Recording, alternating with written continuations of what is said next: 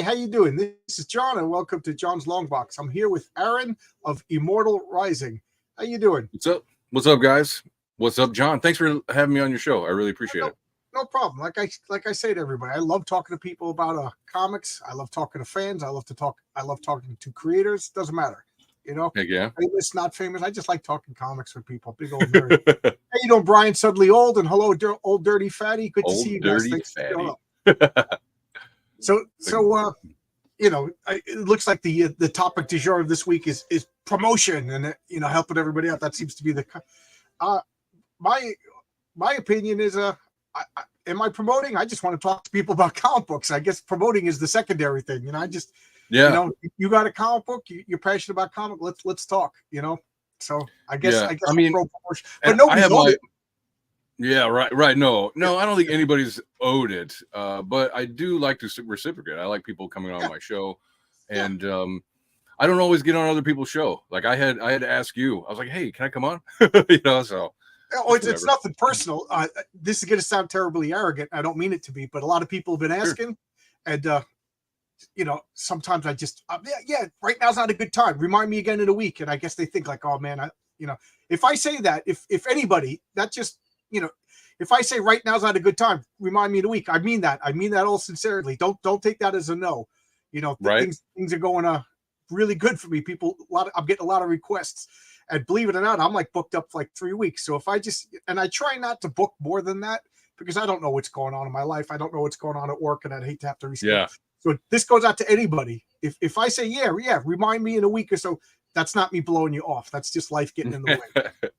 So I don't know if you were one of those people that asked, and I said, remind me. No, actually, I hit you up a few weeks ago, and you were like, how about this day? And I was like, okay, that works. Oh, cool.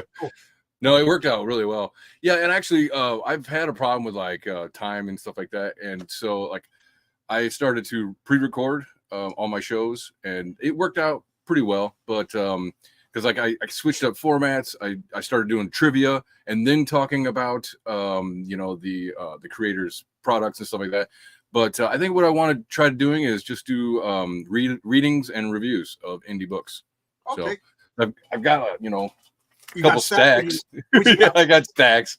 What do you got? Well, right here on top, I've got Lumina Vox. That was great. The artist of my book, Immortal Rising. I got that. Oh, really? Here. He was on my channel a month or two ago. What a great guy. Red Eyes 1, 2, and 3 that I was reading through. Let's see. Yeah, a bunch of Jose stuff right here that I'm about to start getting into. But this is probably my favorite of Jose's stuff. It's mine. I said Jose's artwork. Him and Sergio Aragones. I don't know if you're familiar with him, the guy who did Gru the Wanderer. Oh yeah, Their work is almost self-animating. Like they create this illusion that it just seems like everything's moving. He's so animated. What I love, one of the things I love is some of the reviews that I've gotten back is people will say that it looks like it's an animation. It looks like it's already a cartoon. I'm like, yeah, I agree. It's gorgeous and it's really fun to read. So he was a great guy to talk. I wish we were talking about the Mexican comic book market. It's fascinating. Yeah, because you think all the comic book markets are the same. Different comics that I'd never heard of. It was really cool talking to him. Well, and this, come on back whenever you want. And he actually, as far as I understand, he runs like a drawing course or like a school, and down in Mexico, and it's like maybe he's contributing to the Mexican art explosion. I don't know. Yeah, very talented guy. Yeah, he's super cool. Anyways, I met him probably maybe 4 or 5 years ago now, when we first started working together. And this whole brand is just kind of taking slow baby steps to really develop and become what it is. So, and I'm excited because I'm looking forward to what it's gonna be. Like I keep that in my mind of all the things that I want to. Let's start at the beginning before we get out in the weeds. You are making a comic called Immortal Rising. Yes. Right. Yep. Right. Do you have a campaign live right now? Yes, on Fund My Comic. It's just a storefront. Okay. I crowdfunded it back in spring and fulfilled I guess probably sometime at the end of fall or at the beginning of fall, something like that.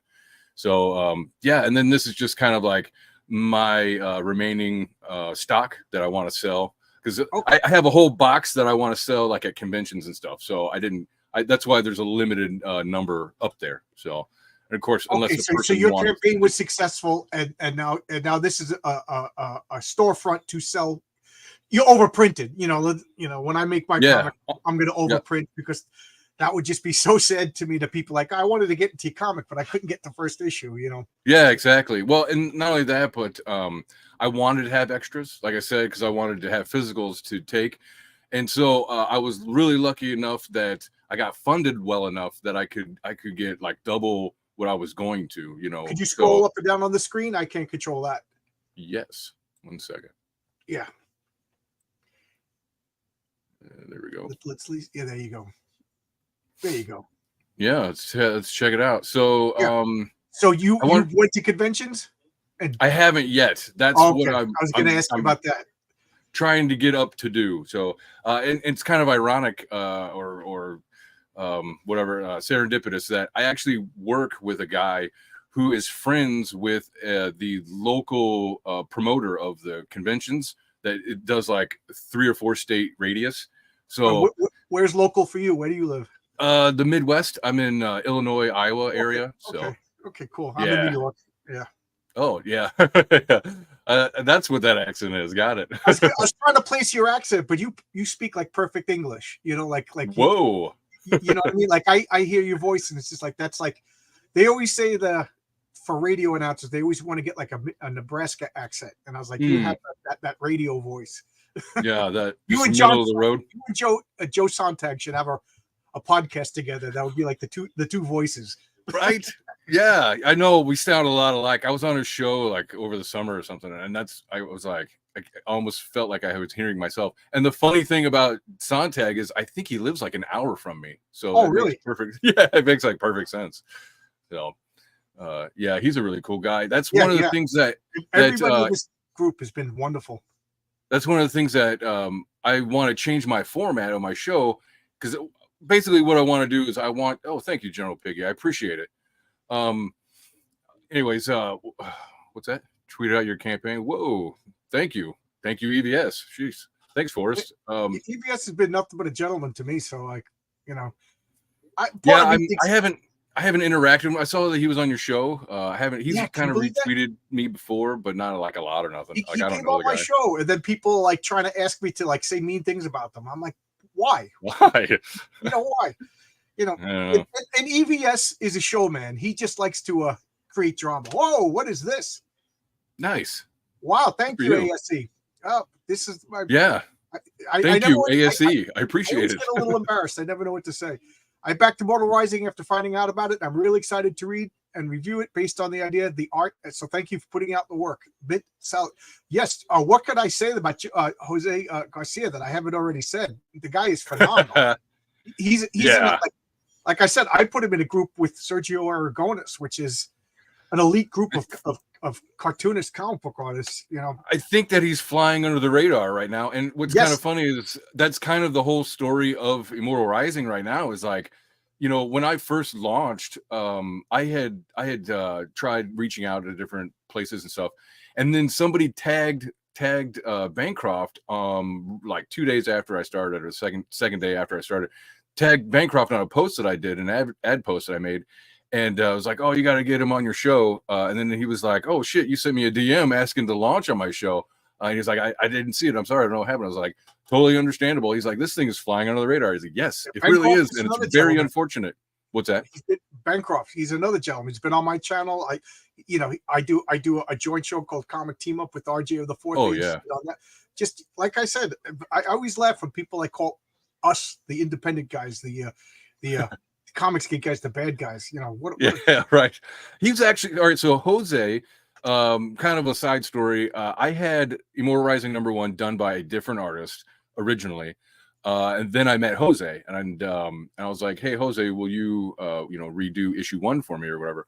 But anyways, I tried selling issue 1 on Kickstarter, before I knew about Confiscate or anything like that. And I'm like, it went nowhere. It was like $300 or something like that. And so I was like, dude, Jose, I don't know what to do, man. I don't know how am I supposed to really get any attractions around here. And he's like, well, there's an indie comic scene called Confiscate, and go check out Bancroft. He's like, oh, it's my favorite show. So I went and I checked it out, and I was like, this is my favorite show now too. It's very upbeat, and everybody's having a good time. And he made a name for himself just promoting and showing off other people's work. It's great. It's great. Yeah. My artist is Renzo Rodriguez. He's been showing off Renzo's work. What a cool. Yeah. Renzo's a cool dude. I tried getting him on mine, but it was like, hey, I've got Saturdays free. And I was like, I don't. So we never really hooked up since. So you're the writer. Yes, I am the writer. Yes, sir. And actually, I guess we could talk about my book a little bit. Sure. Immortal Rising is actually 2 stories in one. We've got, if you think of the Clash of the Titans, where you can see like the main story is like the guy on the ground, and then the side story is the point of view of the gods. So it's like you get to see the full picture from, like, if you think of like tabletop games levels and stuff, or where it's like level 1 guys. That's the main story. That's who we're looking at now, is like the level 1 party. And then on the other side of it is the level 30 gods, and they're all battling it out and stuff like that. So a lot of it's like positioning right now because it's real early in the story. I got to ask, are you a role player? Are you a D&D guy? Oh yeah, big time. Actually, a lot of this is based on my table game that's been going on for like 30 years or whatever. However long it's been. What's your system of choice? Well, so originally we did 2nd edition, and my players at the time, for like probably, I don't know, 5 or 10 years or whatever it was, it's like, come on, Aaron, let's change to 3.5. I've got all these books. Let's play some 3.5. It's a better system, blah, blah. Eventually we got to the point in the story that where it was like, yeah, let's try a new campaign, or let's try a new edition. I was like, so we've switched to 3.5, and we've been playing 3.5 for like 15 years now. So did you bring the same characters, or did you have to start all over again when you switched editions? Well, so we basically retired because we got I can't do these guys are 2nd edition guys. They're not going to the 3rd edition. Right. Crisis on Infinite Earths happened, and it took a lot. It took a lot to convince me, until finally I was like, yeah, all right, I'll try a new. And then I'm like, wow, this is really good. I like it a lot. So I never made it to 3rd edition. I stopped Dungeons and Dragons at Advanced Dungeons and Dragons 2nd edition. Yeah. Oh yeah. And there are things about it that I prefer over 3.5, but as just as like table, for the whole table, they all prefer the 3.5. And I think the worst part of it is there's so many books and so many things that you can choose through. You have to use the internet to kind of like find your job tree and all. Dungeons and Dragons, I think they purposely keep it flawed so that you constantly have to buy patches. Just think of it as a video game that's not, that you got to buy downloadable content. I think you're right. Yeah, and then so also this Christmas, my 8-year-old son, he's actually played with us a couple of times. That's gotta be cool. Are you the crazy. DM or are you a player? I both. I'm the main DM, but we kind of switch around every now and again. Once somebody does an adventure or a party or a campaign and they're done, then we'll say, okay, who wants to DM now? If nobody has ideas, it always resorts back to me. So, but yeah, it's cool that he's into it. Like, I didn't even get interested in D&D until I was it was introduced to me at 10 by my brother, and then I couldn't even really understand what I was looking at until I was like 11 or 12, or 12 or 13. And but my son, he's just like, yeah, I want to play a cleric, and he just opens up the books and starts reading it. And I was like, dang, son, okay, good for you, because that's better comprehension than I had at your age. Well, he grew up watching you play, or yeah, he grew up around it. Yeah, that's true. Plus, it's at a high. Dungeons & Dragons, it peaks and valleys. Right now, it's at a high peak. It is, thankfully. I'm glad. I was really hoping with the Dungeons and Dragons movie and the new Wizard of the Coast stuff that was coming out. I was like, yeah, here goes new sword and sorcery push in the culture. And then WotC shot themselves in the foot and pissed off all of their third party, game creators. And like, I mean, I do think that the last D&D movie was good. I watched Honor it. Among Thieves. I have to say I had low expectations. Yeah. And I came out of it going, that was good. I could see my characters doing stupid stuff like that, and it's funny because I found myself going, oh, he just did a critical fumble. Okay, yeah. It's funny because my son was calling out the spells when he saw a spell. He'd be like, oh, that's time stop. Oh, that's cool. Yeah, I watched it by myself. Yeah. Oh, look at this page. This is one of my favorite. All of those airships just in a row. I mean, the detail on that is so great. It's phenomenal. And one of the things I like that he did, and it's in the story and everything, but the way that he conveyed it was right on. Was at the beginning, it's bright and kind of happy in a way, and then slowly over the course of the book, it's nighttime, and shit's dangerous and stuff like that. So you can really feel it as you read through it. So, oh, thank you, John. Yes. Yeah, John. I had an hour chat with Jose Garcia, the artist for this. Phenomenal guy, very talented. I mean, look at that. Like I could almost see those trees moving from like a breeze. He's. I don't know what he does, what he puts into the ink. He does. Right. But I think it's dangerous that he's talked about doing like a draw stream. I think that would be dangerous to show everybody how he does it. I don't know if I like that. Like, no. Keep your secrets. Do you send him that right scripts? there? What's that? Do you send him full scripts? Yes. And actually he has a script right now that we've kind of messed around with, haven't done much with yet. He did some character designs for it, but it's a in my world, Dracula ruled the world for like 1,000 years or something like that, and was defeated by this divine warrior kind of stuff. And I wanted to tell that story because it's this guy who comes out of nowhere and he has to face off against Dracula. This isn't the first time he fought him or where it has to face him. The first time Dracula kicks his ass and curses him, to be somewhere. Well, then this, not to give too much away, then this witch finds a way to free him of his curse and kind of empowers him to go try to defeat Dracula once and for all. So it's going to be really cool because Jose's art drawing a Dracula fight. I'm excited just talking about it. Yeah, he has like a wonderful blend of manga and like a sword and sorcery look. Dude, it's like anime had a child with manga, and all, it's all animation cells, so here we go. Yeah. This is the Knights of Locutus. This is the cover to. It's 10 pages. This is the second story. It's in the same book, but this is the second story with the gods in it. So I'll show you some of this stuff. Now, the actual page is not this white background, and in between the panels and all that. That's actually he did black. He changed it into black, and it's gorgeous. It's even better in black. I mean, black colors and all that. As great as this look, guys, I guarantee you, because I've seen Jose's art, if you've got the book in your hand, up close in your hand, you're going to notice details, and it's going to play tricks on your eyes. You're going to think it's moving. It really is good. I love that. It's so true. So this panel there, that is a great panel. That right there, I would love to put on a shirt as a print. A printed shirt. It would be. It's like that's something that I really want to do. I think I have it cut out. You got to make like a 70s black light poster. Whoa, that's a good idea. Yeah, that would be super fun. Yeah, because I think a few people in Comicsgate smoke that stuff. That wacky weed. Nuh-uh. I don't know. I just realized get Aaron Marcus. He says, get Aaron's comic here, and then he puts my Substack, which is great. Sign up to my Substack so I could get an email list going for my comic. But we want to promote this instead.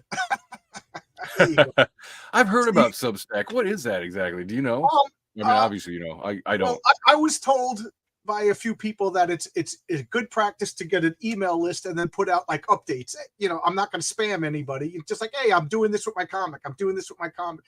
And it's a good gauge to gauge interest. And they say you want to launch when you get like around 200 so I was like, how do I do this? I don't know anything. I'm a dope, you know, so I literally ask for advice every day, and I have to say everybody's been wonderful. And sometimes I express frustration, but it's because I'm a jerk. I don't know what I'm doing.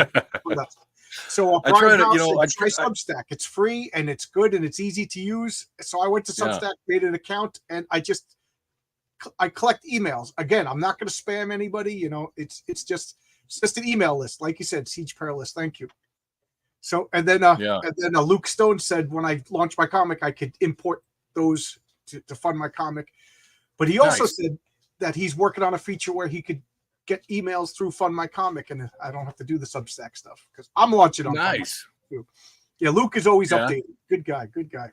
For those of you who don't know what I'm talking about, Luke Stone is the owner of Fund My Comic. I always feel like I talk like a comic book, like that was the little asterisk on the bottom, you know, to give people context. Yeah, a little narration. Yeah, oh, it's just, don't pull a Billy Tucci the emails. Love Billy, but well, you know, I think I'll be the opposite of email because I haven't sent an email yet. I just been collecting emails and I haven't. I don't know what to write. I get a little shy. Like, hi. How you doing? You're saying Tucci constantly emails out like he spams or something? Yeah, I don't even know what to say. So, you know, it's going to be the exact opposite. Yeah, I know. My wife is teasing me. Is John even around? He's like, oh, shit, I forgot. I got to do emails. So these are all your characters. Let's scroll back. I wanted to see their names. I have a thing for fictional names. Drake Hardy. All right. Perfectly good name. I kind of drawing I'm not reading it, but I'm kind of picturing his traits just from that name. Immature, brash, and perfect. That's exactly what I thought of when I thought that name. You know, very nice. Lorelei Thrace, I can't even read. Calm, pragmatic, and caring. She has finally achieved the greatest goal by becoming a ranger. Okay. Oh, so this is directly inspired by D&D rather. Oh yeah, yep, yeah. We've got like clerics and rangers, and I don't purposely call it out, but you know, some of them you kind of have to. Like these top two, you meet them as fresh new recruits in the army. They just made it through ranger school, and they're given their first mission is to escort these two. They're the twin princes of their kingdom, and they have to take them on an escort mission to like go get a boar for a celebration that's coming up. And then while they're out on this, you know, we kind of get to meet them, see their personalities and stuff like that. And that's when the conflict ensues. You know, they get thrown out of their normal world and literally put into another world. And as you know, as a reader, you kind of see how it happened and everything. But to them, it's a complete fucking mystery. Excuse my language. It's a complete mystery, and you know, they have to kind of piece things together. But it's on this new world. It's where they meet Muhammad, who was a cleric, and who the idea of their church is strictly to kill vampires and werewolves and stuff. So. And he introduces them to, hey, you're on the world of Terra, and this is what it's like, you know. And for him, it's really odd because he's like, I've never met an elf. What is this, you know? So it's like, well, five strangers thrust together to put in a survival situation. They have to survive a world full of monsters. While a god battle is slowly forming its ranks, kind of thing, and it'll slowly build up to a nice big god battle, hopefully. Cool. Sounds fun, yeah. And who is this character? Here, okay, so this is the Empress of the evil empire, and they are invading the planet Terra, where that cleric Muhammad is from, and that is the trigger event that gets those elves teleported from their elf world onto the more human world, where Muhammad is from. So it looks like is it a mix of magic and technology? Oh yeah, Yep. Okay. Yeah, it's got high tech and some magic. It's I like to consider it as like if like the dark fantasy of Castlevania meets the epic fantasy of Final Fantasy, Okay. and you know, and like they just mash together and boom, there you go, like chocolate and peanut butter, you know. Yeah. Cool. Yeah, because I But was like, they got flat screen TVs over there. What spell is that? Oh, it's a flat screen TV. it's a flat screen. Yeah, and actually, so my second campaign, I will be launching for issue 2. I had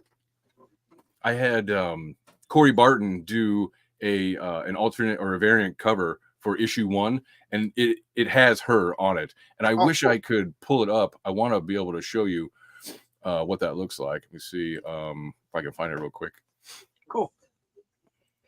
Yeah, we'll pull this down while you're looking for it, just in case anything embarrassing pops up or your address. You know, which has happened, and I've done it to myself.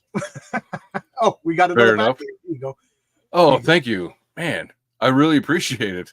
Yeah. I was not expecting that. I'm like, yeah, I'll go on. We'll talk about comics and, you know, talk about my stuff and all that. All right, so you've been playing the third. So did you get involved in what they call the edition wars? Like the people Pathfinder hated these guys who did 3.5, and I don't even know what is What's well, I think it's on. I think they call it D&D 1 was what they were gonna put out, and it was supposed to be more. It's supposed to be more digital based, and I don't think a lot of people are into it. It doesn't sound like it. Once you know, I want my tabletop board games to like. I kind of get mad when my friends bring out their iPhones and they have their character sheets on their iPads. You know, but stop screening. What am I going to do? I'm not a tyrant, but and yeah, anybody who's interested, you can see every Thursday I've been posting my role playing games with my buddies out here. My friend Roy has been recording them and then editing down into digestible. Really? So yeah, check it out. It's called great idea. Is the system that oh wow. Yeah, I've seen this around. That is awesome. Yeah, I was like, hey Corey, you know, Comicsgate really likes cheesecake. Will you make me a cheesecake cover? And he was like, everybody yes. but the mainstream Marvel and DC seems to like cheesecake these days. Oh geez, tell me about it. And you know what's funny? I you know, when I was in my 20s, I was like the you know, Green Party liberal guy and everything, and I'd be like, wow, that costume is too revealing. And then I got corrected by all the girls. All the girls like, there's nothing wrong with that costume. That's you know, girls seem to like their sexy superheroes just as much as the guys do. Yeah, I mean, you guys why not? Try to get you links to Huffle Feeds. A couple, yeah. Michael Bancroft has been great. I don't know the other two guys, but yeah, thank you. I'll check them out. I don't know Eric Huffles or Felix. No, I don't know those either. You know what's funny is when I started doing my when I did my campaign back in the spring, I was like, you know, I had already done maybe 100 interviews of Comicsgate people, and then when I actually get out into the bigger ocean from my little pond, I'm like, holy shit, like there's a bunch of people out here that I have never seen or met before. And it was really cool. Like I liked meeting all the new people, making new connections and stuff like that. But it was pretty eye-opening. You know, everybody's got their own little circular pond that they like to swim in, but it's all connected in the same ocean. I don't know. Yeah. That metaphor is getting away from me. I try to back as many people as I can afford, you know. So I you know, but there are people that I miss, and I feel bad because I had Dave Brink on it like last Wednesday, and his comic top 10 looks phenomenal. So I had to go back. That looks amazing. Perfect 10, yeah. He's like on issue 4. Yeah, he's like a great guy too. Yeah. Who did your colors? That's all Corey Barton, from my understanding. Oh, he did it all. That is great. Character sheets should be coffee stained and burnt edges, and you should bring them. Roy, if you're watching this, bring your damn character sheet next time. You forgot you had disintegration rays. That could have helped. Buddha Bear must be a veteran tabletop player. Yes, that's exactly what they look like. I don't know. If it doesn't have like a cheese stain or like, you know, from Cheetos or something like that, you're not a real player. This is the guy who's been using the same screen that kind of is ripped and flopped, and you know his books are. You open it up, it goes right to the attack charts. Yeah, because that's where he's been so much. Yeah. If you find the right the mods in my thank you, John. I see. This is what I'm talking about. Guys are so helpful, you know. And this is my moderator, Marcus Kellegrew, great guy. You know, get it. Yeah, thank you, Marcus. I appreciate it. Yeah. We want to put, you know, Immortal Rising. I thought I did that. Oh, that was me. Sorry. I just clicked on a comment and that happened. Rum stains on the couch. Yeah.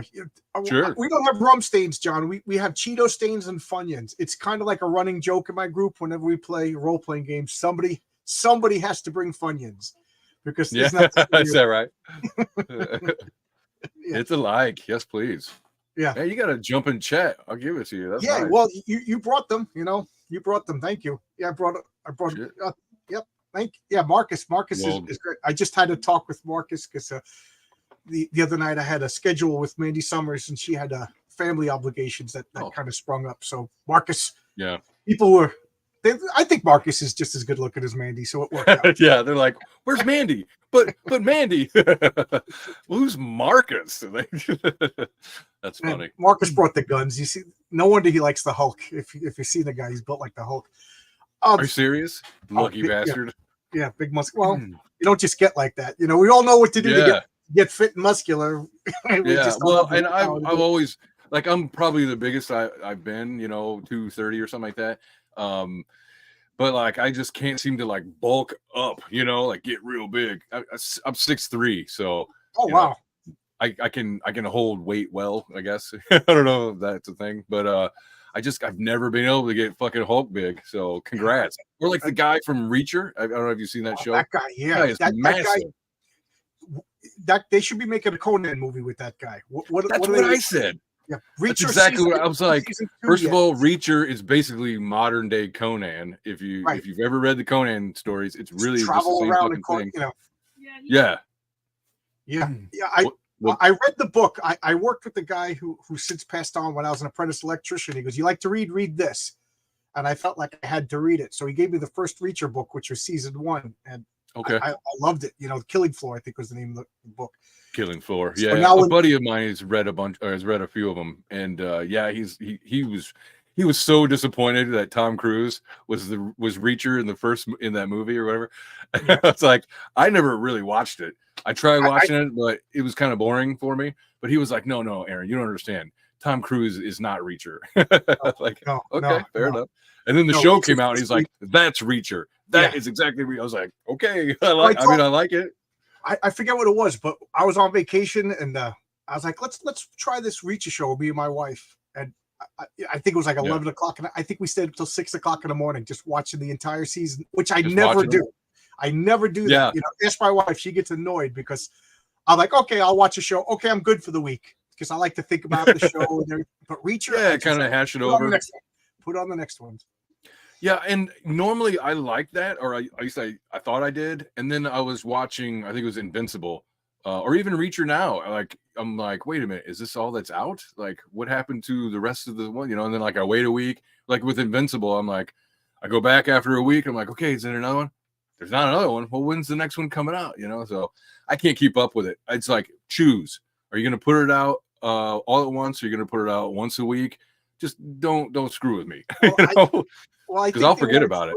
Yeah, I think they weren't sure with Invincible, so they just released, and then they saw it's a hit, and now they're going to time release it, which is smart. You know what I mean? If you have a monthly subscription, I really like it. I know that they changed it. I've kind of seen a couple of people, videos, people talking about how like they race swapped somebody or whatever. But in Invincible. Yeah, but I didn't read the original book, so that has no influence on me, and I just enjoy the show. Yeah, I read the original comic. I'm a Robert Kirkman fanboy, so anything Robert Kirkman, I buy. He also did The Walking Dead. Is that right? Yeah. So man, after the Walking Dead, I get anything by him. Just a phenomenal career. Get real, dude. But if you read the comic, I don't want to spoil it for anybody. But the big shock happens around issue 7. So you've been reading for 7 months. And you're like, it's just Peter Parker, Spider-Man, as if he was Superman. And then all of a sudden, the big shock in the comic, in the cartoon, they put the big shock like within the first one. But I think that was smart to keep people watching. Yeah, you got to hook them. Yeah, you can't have a slow burn on something like that. Not only that, but because with Invincible, one of the main hooks for me was like, they were trying to represent what it would be like if superheroes were real, and like the effects of the human body. If like when he goes to save that girl or that lady and he flies away with her, and her fucking body gets all mangled, because not invincible. Like, she's not super tough and all this stuff. She's not strong and all of that. She's just a person. And and I thought that juxtaposition was really was kind of unique, because you don't really see that in any other superhero stories. Like, the real difference between being tough as shit and compared to a regular person, like, I cannot be shot and expect to live, I was just reading this today, Justice League number 2. What is that? Nice. Okay, Justice that's the classic. This is number 3. Yeah. Okay. Yeah. Very nice. Speaking of, I finally read this after having it in my box for a couple of years. But one of the things that's driving me crazy is the Flash is running at light speed through town, fixing everything. I'm like, everybody should be getting hair on fire at the very least, thrown into walls, but I guess 1960 or like, what was it?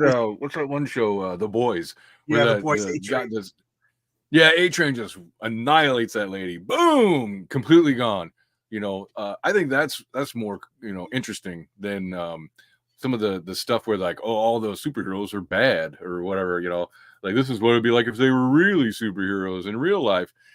I don't know about that. I mean, the way they set it up, they're all made from corporate labs in anyways or whatever. So, spoilers. But I like that juxtaposition between normal people and then super people. So maybe that's why I did the in Immortal Rising, I got the first level party and then the 30th level party, so I like that, because it feels more real to me. I like really see it. I like a nice blend of realism in comics. Like I like the Invincible because, like you said, but I don't want to watch The Boys, because I'm tired of what if superheroes were bad and jerks? And then it's just like torture and indulgence porn for an. I guess I'm too old for that. I read the Boys comics because I'm a Garth Ennis fanboy, but I'm never gonna watch the show. I'm just tired of it. That's why my comic is gonna be realistic in the fact that, like, if a superhero gets punched through a wall, you're gonna see like blood on the back of his head. You know what I mean? Like, I'm gonna try to incorporate real physics into a super, but they're gonna be, the good guys are good guys. I don't want to see jerk superheroes. They kind of do it to watch me. And that's one of the things that I like about Superman, is that he has morals and ethics. Like, all that power, you have to have a high sense of morality, or it's going to be bad, So that's why I love a good writer should lean into morality and know about ethics. That's why I didn't like Man of Steel. When Superman showed up, people were afraid. I was like, this guy fundamentally misunderstood Superman. So good point. I thought that's why the DCU failed, because if you fundamentally misunderstand Superman, then anything, you don't get it. Superman is the top of the pyramid. Yeah, that's true. Yeah, I'm not like super Superman fanboy or whatever, but I really like the character, and I liked Henry Cavill as Superman. Yes. I liked Zack Snyder in general, but and I liked Man of Steel, but it has its problems, this and that. First of all, Kevin Costner's character was retarded, so that was really dumb. Maybe you should have saved those kids at that bus, Clark. No, son, don't do it. Never say that. Yeah, it's like, what are you talking about? Like, that's the whole fucking reason he's there. I'm sorry, I'm cussing so much. Smallville, I watched like 3 or 4 episodes. I was just like, I have a friend who's too slow. He really enjoyed Smallville.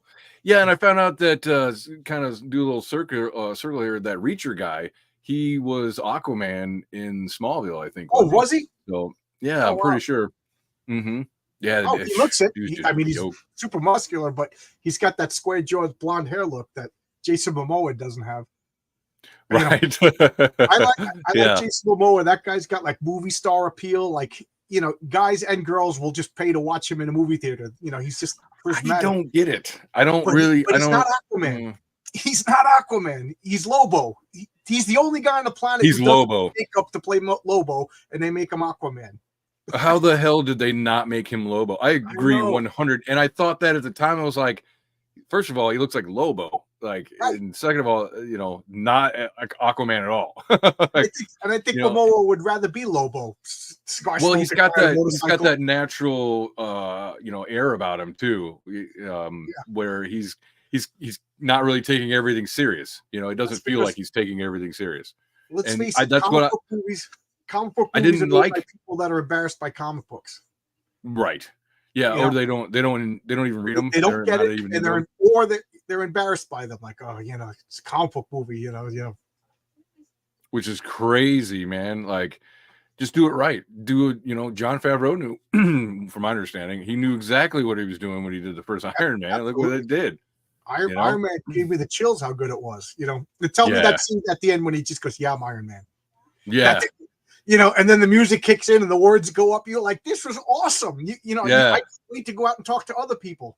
Yeah. He had a great arc. It was a very personable arc, where he comes off as super egotistical, self-centered, rich, spoiled, kid or whatever. And then by the end of it, he's still kind of that, but at the same time, he's really been humbled, and again, he's thinking more about like morality, what is good, and he wants to do good. And I was like, that's great. That's a really good arc. Let's see some more of that. Let's get back to that. Look what they took from us. So I don't know. I didn't watch Quantumania.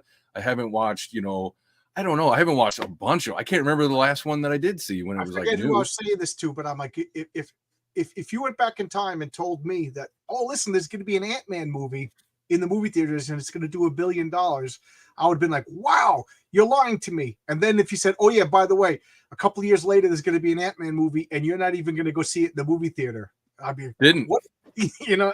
Well, I learned my lesson. What was it? I think it was Ant-Man 2. That bad guy, that ghost chick or whatever, that was it was a terrible bad guy. I wasn't interested in her at all. It was, oh, she's tortured and really she's not a bad person. And it's like, no, people, we need to talk about evil. It needs to be in our conversations when we're talking about heroes. If a hero isn't fighting evil, then, and trying to sacrifice himself for the greater good, then what the hell is he?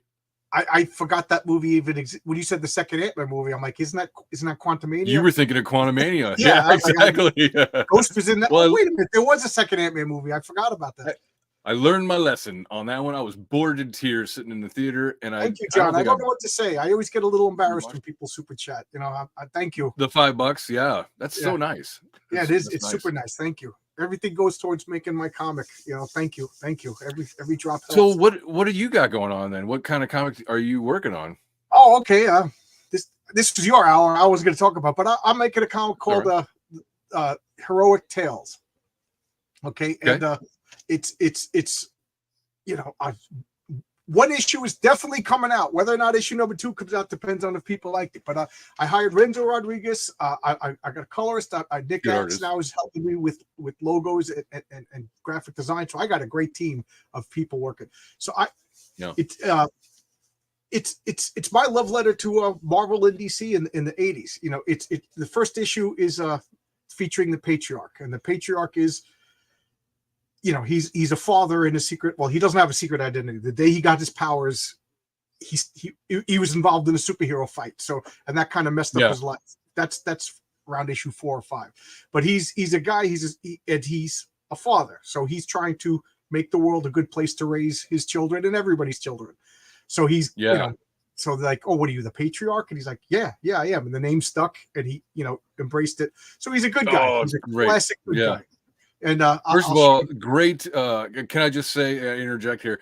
Sure. Great title, because that is going to make people melt. Oh my God, the patriarchy. Well, I don't. Well, now I'm going to talk about this, but I stopped talking about it because I kind of made up the character as a joke years ago. I'm like, I'm going to make up a superhero called the Patriarch, and and then the more I talked about it, the more I really liked him.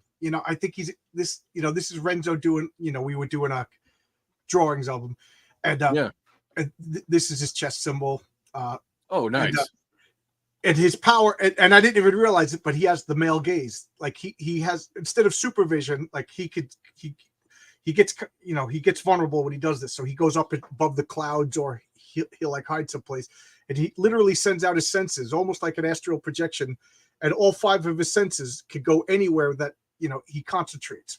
Seriously, so he's always wow, going back that's here, pretty cool. checking up his family, or he's checking up a villain, or he's checking up over here. But when he's doing that, his senses are literally gone. You know what I mean? Yeah. It's like he could smell. So he has to get away to right, do it. but Yeah. that's one of his things is I don't want to give it away, but he's not as powerful as he portrays. He comes off as a Superman guy. I mean, look at this. This is sketches that Renzo did. Nice. He comes off as a Superman, but he's got the pose and the physique.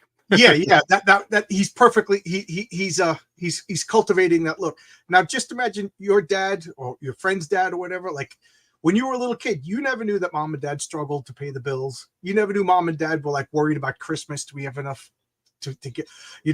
Mom, everything is fine. So that's what he's always doing. I'm fine. Everything's fine. And then he'll go away and just be like, oh, you know what I mean? So there's going to be there's going to be a super genius villain who figures it out. I just want to say this. The fact that you have a superhero with a family is so unique and great. Thank you for doing that.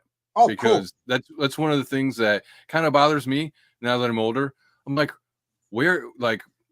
okay, I understand Peter Parker, he's got a responsibility, power, and all this stuff. But what about the father of a family? Like, right. Are you kidding me?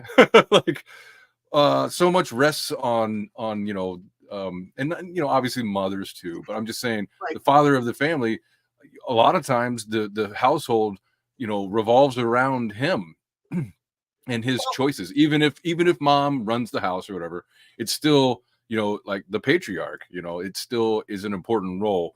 And it's just something that hasn't really been addressed in superhero comics. They're usually single, or they're practically children themselves. Like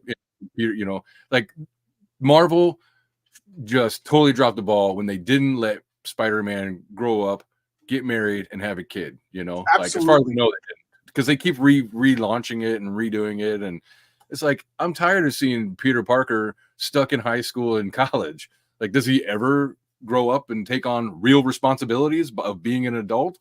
Or is he just always going to be swinging through the city at 21, trying to hide his boner in skin tights?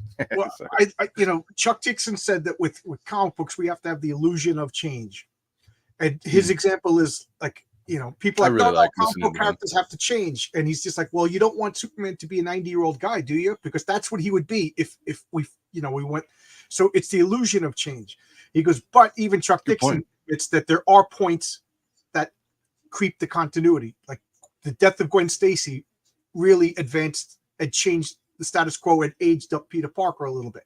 Yeah. So I always look at Peter Parker as the natural progression is Aunt May. We all love Aunt May. She's sickly, but the purpose of Aunt May is to give Peter Parker, Spider-Man, this dilemma. Like, oh my God, I got to get the medicine to Aunt May, but I can't fight Dr. Octopus. So he has to. It's a responsibility. In my role-playing game, I would give him a weakness like a dependent. He has a dependent. So if I was writing Spider-Man, if I was the editor of Spider-Man, I never would have done one new day or whatever that I read. He would marry Mary Jane, and then Mary Jane would get pregnant, and then right before or right after the birth of the baby, Aunt May would die for real, and then the baby would have some sort of problem because of the radioactive blood. So now instead of I have to get the medicine for Aunt May, I have to get the medicine for the baby. I got to take care of this baby. This baby needs help, or you know what I mean? Because weakness, but the illusion of change. Everything's still the same, but there's a progress going on, and they miss that. It's true. Nobody wants to see Batman get married. Batman is the eternal loner, but I think everybody wants to see Peter, because Peter Parker is the everyman, where Batman is the loner psychopath. He's the Sigma grinding. Yeah, exactly. Yeah, and everybody loved the Spider-Girl series. That was a great series, Marcus. You're absolutely right. And to get to your point, if I could talk about my character again. Yeah, of course. Like I feel that all the fathers, especially in Marvel, have been getting the shaft. Like the things they did to Reed Richards. Reed Richards is the patriarch of Marvel Comics. He's the head of the family, and they've been treating him family like since like 2000, maybe even more. Is that right? Rid of him, Invisible Woman's running around with Prince Namor behind his back, and then Really? Shit. yeah, She's stepping out. disrespectful to him, and now they're making him like almost like the mean father figure that all of these childless weirdos can't stand because they hate their own fathers over at Marvel. Yes. So I was That's aggravating. and then Cyclops, they made him a deadbeat dad. Anybody that's a father in Marvel Comics, because Cyclops used to be my favorite until I know they retconned that, but still they made him a deadbeat dad. He chose to leave and go back to Jean Grey when Madeline Pryor had a baby. He didn't know she was the Goblin Queen. He made that decision. So I'm like, I want to make a character that's a father the way father's supposed to be. It's kind of an homage to Superman, but it's also an homage to my dad who made the right decision, struggle. I'm sure my dad didn't want to work overtime every freaking day, Oh, so dude. Patriarch is working overtime. He doesn't have a job. He's a full-time superhero because with his senses, he could be like, oh, the satellite's about to fall. He'll get the satellite and then take out the rare metal. You know what I mean? Like he'll scavenge, he'll go into the ocean and take out some jewels. So his family wants for nothing. Well, I mean, you gotta like pay the bills. So why not take all the precious metals out of that falling satellite? Right. they got to eat, But at the same time, well, I don't want to give too much away. But something happens, and they're also survivalists. So they live out in the mountains of Montana that you can't access. He got rid of all the roads, so you have to fly to get to his family. No, wait, survivalist or homesteader? Both. He's got a farm. He's got cattle.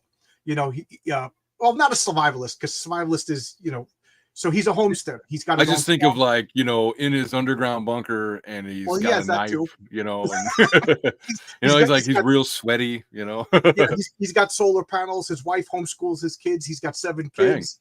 And then that's going to cause problems. 7 kids? Oh my gosh! Yeah, we homeschooled too. I'm one of 7, so I was like, he's going to have 7 kids.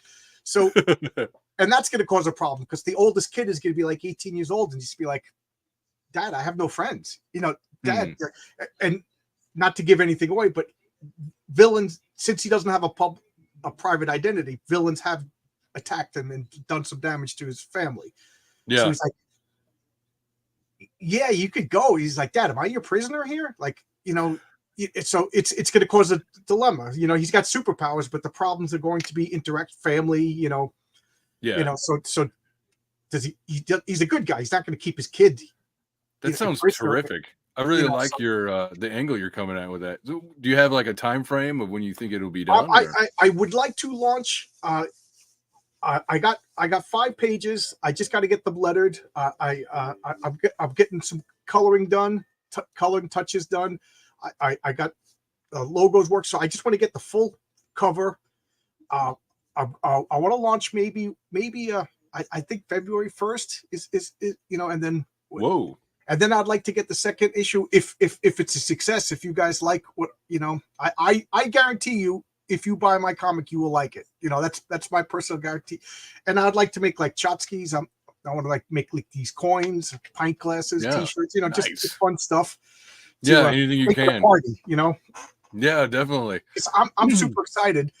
And then the second issue is going to be about a different character. The third issue is going to be so I'm slowly going to build the Avengers. You know what I mean? Like I'm going to introduce. Well, who else do you got? If you got like your Superman-ish kind of character. Well, actually, I want to ask you before you answer that. Sorry to 2 questions at once, but I feel where bad did the idea?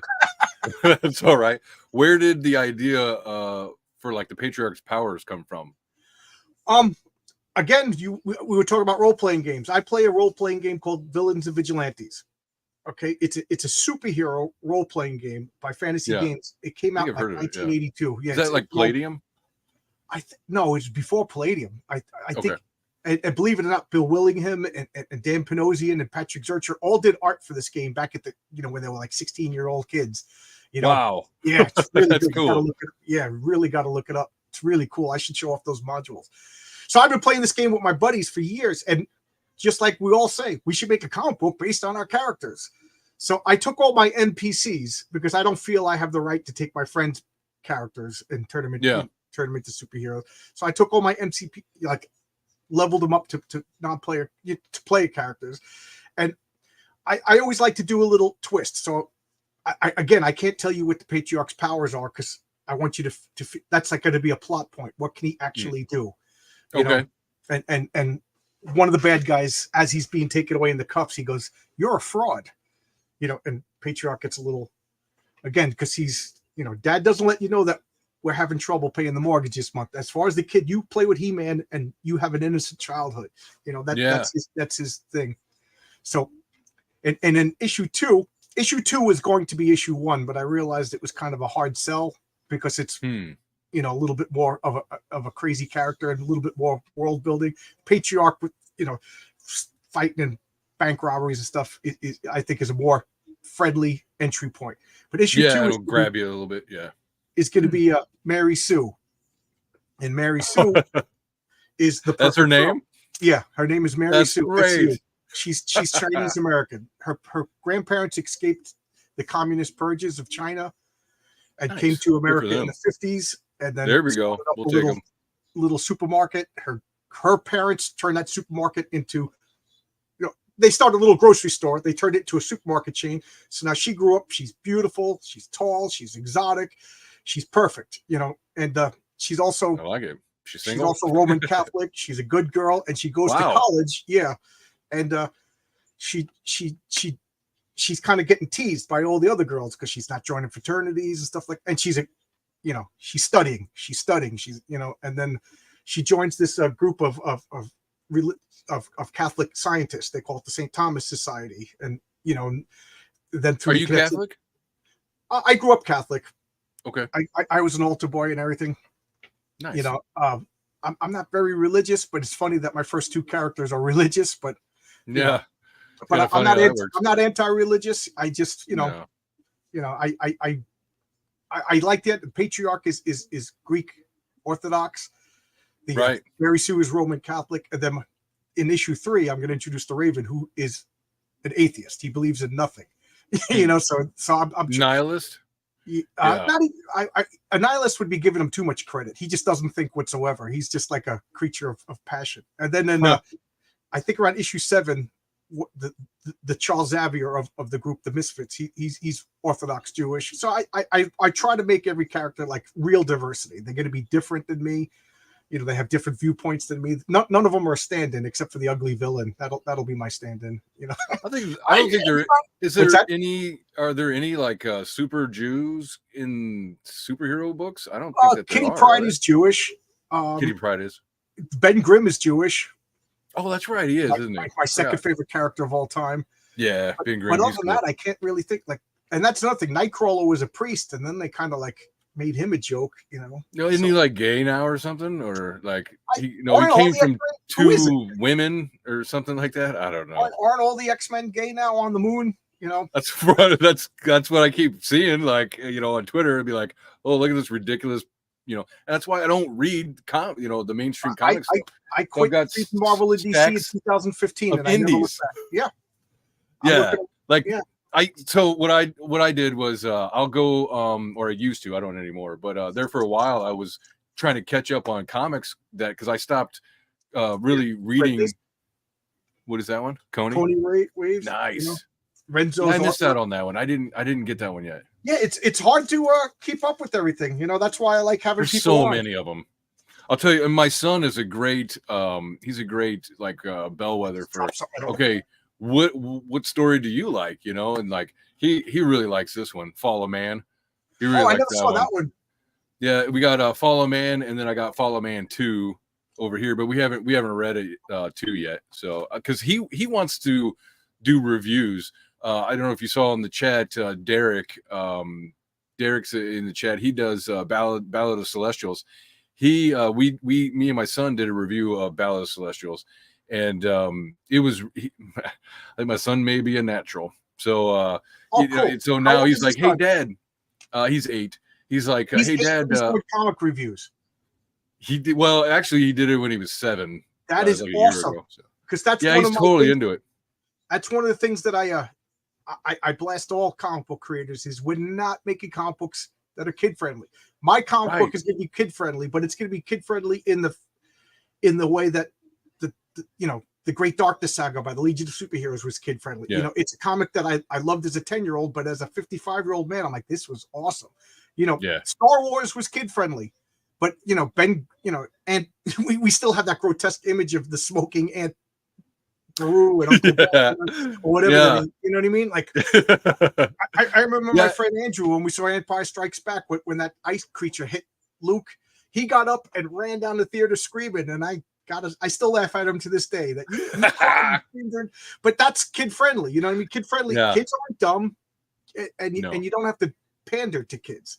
Yeah, and actually, with Immortal Rising, I don't cuss, and I don't have a lot of gore. There is some blood, but it's not like gory, like guts falling out or whatever. So I don't know. I mean, well, there is a part that is a little gory, but it's not played into a lot. There might be a panel that shows a serious wound or something, but that's not the whole point. Is that it's gory, and I don't cuss. That kind of stuff. I just didn't want to do that. I was like, I don't know. I don't want to do it. Marcus Kellergrove, my moderator over here, if I hit a stretch goal, he's going to do a backup called Unheroic Tales. It's going to feature the origin of one of the bad guys. Whoa, that's a great idea. Yeah, so it's going to be 22 pages of the superhero, and then if guys back it so Marcus could get some comic book work, it'll be 8 pages backup of the bad guy. And there's one panel that I wonder is probably not kid friendly, but I think it works in the context of this is the bad guy's origin. Sure. Yeah. Yeah. What's the name of your bad guy? Because you've got some good names. What's the name of the bad guy? He's the mayor, Lucius Kane, because I don't think I'm spoiling it by saying the politicians are the bad guys. I was gonna make that comment, but you beat me. like it's such a comic book trope. I have a general bad guy, a general like an army general. I have a senator bad guy. I have a banker bad guy, because that's comic books. You wonder in the Marvel universe, how does anything get done when every senator is corrupt? Every banker, every businessman is the worst. And every politician is in Lex Luthor's pocket or something like that. So, yeah. Well, I mean, is it that far from reality? I know. So yeah, let's go look at Congress. Let's go talk to them. Can we fleece them and take a look at audit all their books? How are you getting so much money? That they moved to is Science City, and it was they broke the ground in 2001. It's the city of the future. So, of course, the bad industrialists, the bad politicians, the bad bankers all helped build the city. So it's just literally built into the city, and then because of the high tech and everything, that superheroes are always there. Now villains are always there because that's for the bad plan. So I was thinking, like, why does Gotham always attract all the crazies? Because Manhattan exists in DC world too. There's got to be something special about Gotham. So I built it into the city itself. Why it attracts all the good guys and bad guys. Do they ever talk about that? Like they have Arkham Asylum. Even. It was like cursed by like a bat spirit in that Arkham Asylum book, but I don't know if they still. That's the problem with DC. Is DC, you get invested in it for 5 or 6 years, and then they just toss everything out. It's like the opposite of continuity. Like every time they try to fix continuity, what they're really doing is saying this continuity doesn't matter. There is no continuity. Yeah. Like I understand. Like in this comic, Justice League number 1, they reference stuff that really doesn't make sense in 2015. So you just quietly ignore it. You know what I mean? You don't just toss out the baby. That's aggravating. That I was saying earlier. I went back and was listening to YouTube channels where they talk about the comic. They show you the pages and they talk about the plot line and stuff like that. And some of them are really good, very entertaining and real great. Just like a quick catch up. And so I got to see some past story arcs and stuff, but I don't know. I don't want to, because it's like they just reset it all. They just push the button and reset it all. So you're gonna tell me, all this shit that happened to the X-Men in the 90s when I was hardcore collecting, none of that matters. You got rid of all that. It's funny that you said that, because like it'll never happen. My dream as a child was to grow up and write the Fantastic Four. I wanted to write the Fantastic Four. So now I'm channeling, the Fantastic Four in other ways. But even if Marvel asked me, I would say no. But let's just say they were like, please, you have to. We're sinking. I don't want to see Marvel Comics go out of business. You know what I mean? And I hear that they're like, oh, they got to burn it all down. It's right. Like, So if it comes down to like, listen, buddy, like I'm flattering myself, like it's either you do it or it dies. But in that particular circumstance, I would take over Marvel Comics, and I would have to acknowledge all the bad comics, because we saw Misery, right? Remember when she goes, no, Jane was in the ground, she was buried. You can't change that. You can't just say it was a dream. You can't, that's the way I am. Like, we have to acknowledge all of this bad crack. It's got to be continuity. It's got to be continuity. So my solution is Mad Bomb. We got a Mad Bomb Marvel. I don't know if you know what I'm talking about, but no. When Jack Kirby took over Captain America, the Hydra guys, they made up the Mad Bomb, and the first Mad Bomb was called like Buttercup or something like that, and it had the power to drive everybody in a city absolutely crazy. So Captain America had to, and then the second bomb was big enough to take out like an entire state, and then he stopped it before he could build the third bomb, which would make like the entire continent. So there was 3 Mad Bombs. So unbeknownst to everybody in my world, this is how I already have the story written. Marvel steal this idea. Is Carol Danvers is having these, everybody starts to acknowledge, why do you look like a man sometimes and then sometimes you look like a woman? Like, that, make that part of continuity. And she's like, you saw that too? She goes, sometimes like I feel like aggressive and then sometimes I don't feel aggressive and blah, blah, blah. So they do DNA tests and they find out that she has 2 sets of DNA in her body. Okay. Because of her origin, Captain Marvel jumped in front of her. The Omniwave blasted through her and imprinted Captain Marvel's. So she literally has, and sometimes when things are out of control or whatever, when she's using too much Kree powers, the Marvel, and that's when she'll look masculine. So they like, you have cancer, just like he had cancer. You're dying. Your DNA is trying to protect you. So they literally get like Reed Richards, whatever, and they take the DNA out, and now Captain Marvel's back. Brings back one of my characters. They don't do it like, but now he doesn't have the personality. He's just, like a super intelligent. That's I think, in my opinion, that sounds like a very unique idea. I don't know that that's been done before. So now he's back. She doesn't have the cancer anymore. He's like, so like Xavier's trying to fill him in on the gaps. And then Captain Marvel, because one thing Carol Danvers never had was the cosmic sense that Marvel had. That's one power that she never displayed. So Marvel just like, do you guys all realize that you're being manipulated? This energy, I could see it with my cosmic senses. Like, is this normal? And like, what are you talking about? And he flies and he finds the 4th Mad Bomb. And it's what? I'm going to start using that when like I can see shit that other people can't. Like in a situation, I'd be like, my cosmic senses are telling me. He has cosmic senses. Like that's one of his powers, is he can't be tricked, and he can see. So he detects this energy that's going out, and he diffuses the Mad Bomb. And now everybody's like Scott Summers in the middle of making out with Wolverine, and they both just go like, what? What's going on? Oh my God. And now all of the superheroes, like X-Men, are just like, have we been like, they're all gay? Damn it, you just went right back to what they're doing already. And the X-Men are just like, have we been supremacists, like threatening the world? And people in Wakanda, like, we have the cure for cancer, and we said we're not going to give it to anybody until and everybody realizes all this bad stuff, and now they have to go on like a worldwide apology tour, like reestablish their, because you can't just say it never happened. You can't just do a reboot. Yeah. You know what I mean? Like, for like it or not, comic books are Legos, and if I didn't like your blue Lego, so. I don't just get to pull it. I just have to rebuild it around it. So yeah, there you go. Mad Bomb Marvel. DC, I don't know how they could fix without another Crisis, but whatever. Marvel, the Mad Bomb. Crisis on Infinite Earths was like the beginning of the downfall for DC or something like that. I haven't read it, so I don't know. No, I'm going to de-trans Captain Marvel. Make trans Captain Marvel. Of the Crisis on Infinite Earths, it succeeded in that it drew in new readers to DC. Yeah, but it failed in that it didn't make the continuity easier. There's still ramifications.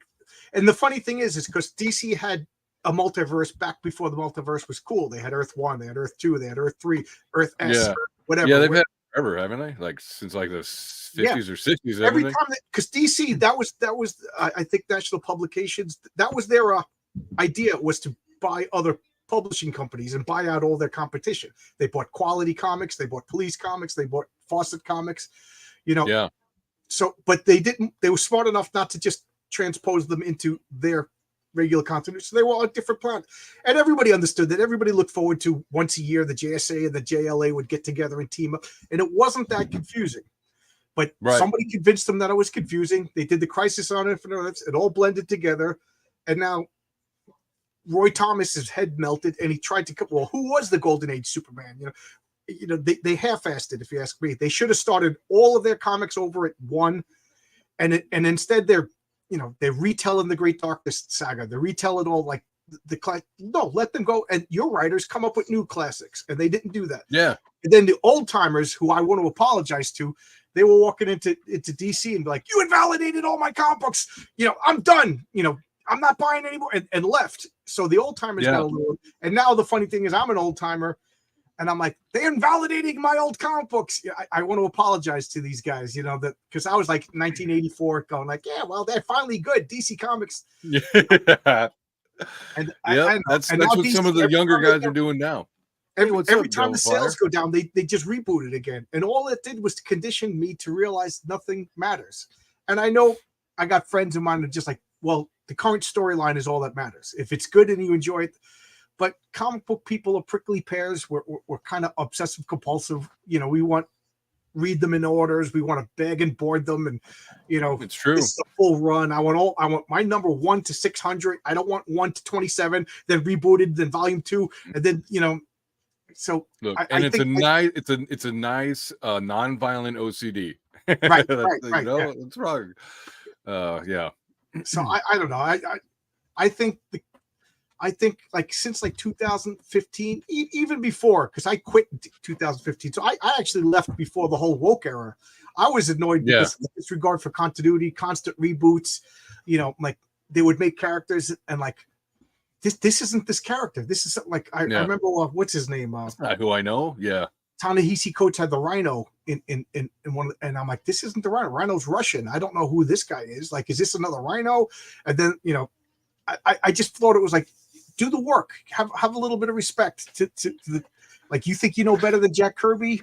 So I got annoyed, and comics would get too expensive. And thank God I left. Can you imagine if I witnessed it and had been giving them money for this long, and like still getting a fucking ulcer because you're so upset at what they did with it. Get real. The story I always tell. But they don't want you anyways. Right. They don't want your money anyways.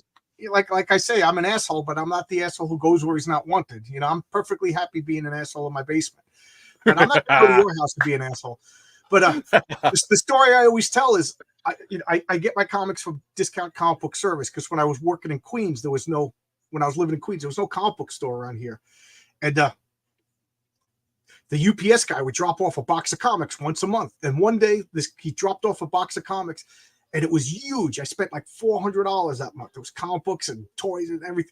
And my poor wife just happened to see this guy. So she's trying to carry this box up a 3-story walk up, no elevator. Fainted. Boxes ripped, comics. Luckily, my nephew saw it and helped her. She was like in tears, opening up. And I'm like, I'm a little embarrassed because I didn't want her to know how much comics I was kind of hoping it would get delivered before. And then I open up the box and I'm just like, I don't even like these. Like, now my wife is crying. She carried these freaking comics up the steps. I open up the box and I'm just like, Iceman's gay. These aren't even comics that I like anymore. So I literally right then and there, I didn't order anything new. So whatever I pre-ordered, I paid for. And it's not that I'm against like a gay Iceman, but the point is like he wasn't gay before. Right. Why did you make him gay? Just make a new character, and that's because the Mad Bomb was affecting Jean Grey, and she used her telepathy. Mad Bomb explains it all. Yeah, Mad Bomb explains it all. Jonathan, you got that right. You got that. You don't know New York asshole. You don't know how much. Yeah. And this is my buddy Matt. Matt's another New York old school punker over here. What's up, Matt? I've seen him on Twitter. Yeah, old school skateboarding punk rockers. Nice. I keep joking that back in the 80s, I probably did a stage dive on top of him being all skinny and me being all fat. You were a fat guy? That's funny. Yeah, I always joke, when you hit 200 pounds, you're not allowed to stage dive anymore. Shit, in my 20s, before my 20s, I was really skinny, and it took me my whole 20s to gain and keep weight. So like when I hit 200, when I was like 28 or something like that, I was like, yay. Now I'm not light as a feather. Yeah, I think I hit 200 pounds in 3rd grade, because it's 6'3". you have to have weight on you. I'm just saying, you have to. Yeah. There we go. What's up, Rex? So let's. I got you got me talking. You got me monologuing. You sly devil. It's one of my favorite lines. You got me monologuing. That's one of my favorite lines in all the movie. So tell us more about Immortal Rising. So your first issue I could still get, right? Yes. Yep. Okay. That's on my storefront on Fun My Comic, and I will be offering it again with that variant cover on the second campaign, which I haven't nailed down a deadline on it yet. I still need to go because all right. So issue 2 is like 90% done. Okay. And we have to go back. Me and Jose have to go back because we did it out of order. Like I said earlier, I had a different artist do issue 1, then I had Jose do 2 and Knights of Locutus, and then I was like, well, the continuity, the continuity in art is just way off because Jose's art is stellar. And the other one was more, amateurish and stuff like that. So I was like, I need it to all look the same. And, it's more professional. It's more, people will appreciate that. So I was like, hey, will you do that? So he did number 2 first, and then he went back and did number 1. Okay. Well, skill, practice and all that stuff. His skill changed and increased from 2 to 1. So now he's going to go back and he's going to touch all the art up. Make it look more like 1, which it's not like way off or nothing, so it's not going to be real bad. But he's going to like change like some hair or something dumb, and then I'm going to go back and cut out a bunch of excess dialogue that's not needed or whatever, and just edit it down, get it nice and streamlined and polished, and then I'll be confident enough to release it. But I had a talk with Tonic Ball and Terry Moore, and one of the viewers asked, I know I've heard of Tonic Moore, or I've seen him around, but I don't know. Tonic Ball has a comic called Saving the World. I love it. It's a fun comic, and I started to realize I think nobody does dialogue better than Tonic Ball. He's really good with dialogue. I should check it out then. Now that I'm watching my own comics, I'm trying to see how my dialogue sounds. But anyway, right? Somebody asked him like, "Are you going to go back and rebirth?" And both of them at the same time, like, no. Like an artist will never. If we go back and start working on our old comics and re-edit them and we'll never be done. He goes, at some point you just have to go forward. So, yeah, definitely. I could see what they're talking about. Only 64 is right there. Look at that cover. How many pages? Well, with everything included, I think it's like, was it like 52 or something? Wow. I don't know. Yeah, because it's the 10-story or the 10-page Knights of Locutus story.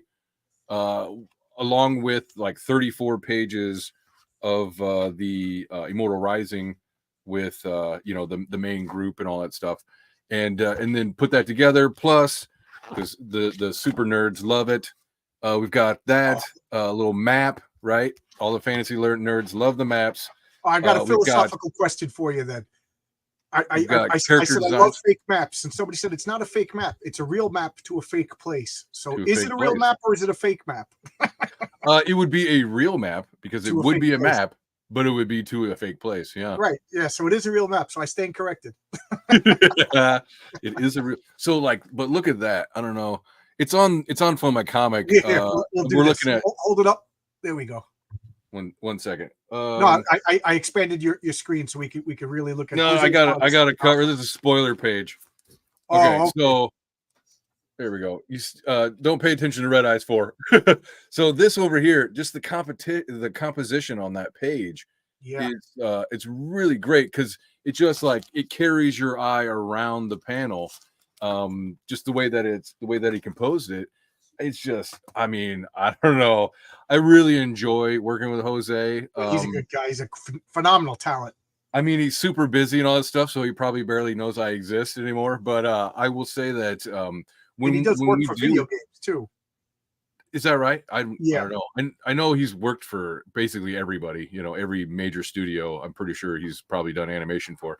But one of the things that I quickly learned working with him, thankfully, was to stop describing everything. Don't describe everything. Just so what I try to do is I set up the purpose of the page or panel. Then I talk about who's in that panel and the emotions that they're supposed to have. And so then he takes that And if there's anything that needs to be talked about, like, you know, a feature or a certain, you know, like a castle or some shit, then I kind of describe that a little bit. But I just let him position it, angle it, whatever he wants to do. He composes it all, and I love being able to trust him to do that, because it's really nice that I don't have to worry about doing that. You know, it's like, I am not the guy who knows Dutch angles. Like, I don't know what that means. You know, I mean, I kind of do, but you know, but he does, and he knows when to use them.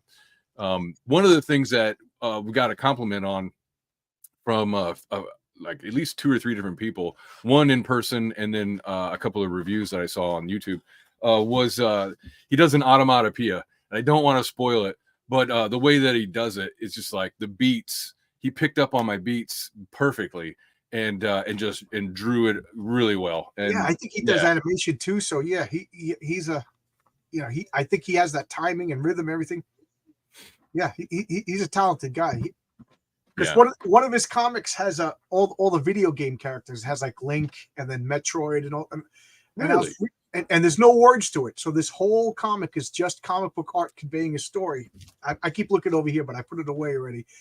And I was like, how did he do it? 8-bit adventure. There you go. Yeah. I got it right here, because I'm about to. I was like, how did you do that? Like, and he goes, well, I worked in animation, so he's friendly with all those people. So he got, you know, so, you know. Really? Yeah. But look at that. There's no words in that entire book. So that book. Yeah. Well, I English. was like, hey, do you want to read? I was talking to my son. I was like, hey, do you want to read a comic? He's like, sure. So he picked up that one because, you know, it looks very cartoony and stuff, and kind of kiddie. And then he starts reading through it. He's like, Dad, there's no words. But he's like, no, it's fine. It's okay. And he kept going through it. And it tells a story. He really enjoyed it. Yeah, it still tells the story visually. Like, that is so cool. That book made me a fan of his, because that's one of my things. And you know, because it's just me and my wife in the house, I go over with her to the point where she's like, oh God, not again, because she's not a comic.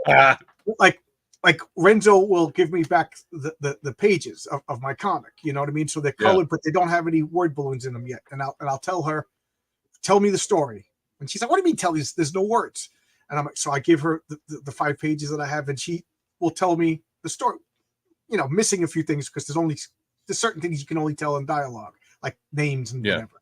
But she's telling me, this guy does this guy does it, he saves this, blah, blah, blah, blah, blah. I'm like, that's storytelling. Storytelling is the art telling a story. There's this, because there's a lot of comics, and I hate to say this because I don't mean to be mean to anybody, but there's a lot of crowd-funded comics that are a static image of a guy in a cool guy pose. And then the next is a static image of somebody, and there's nothing connecting them.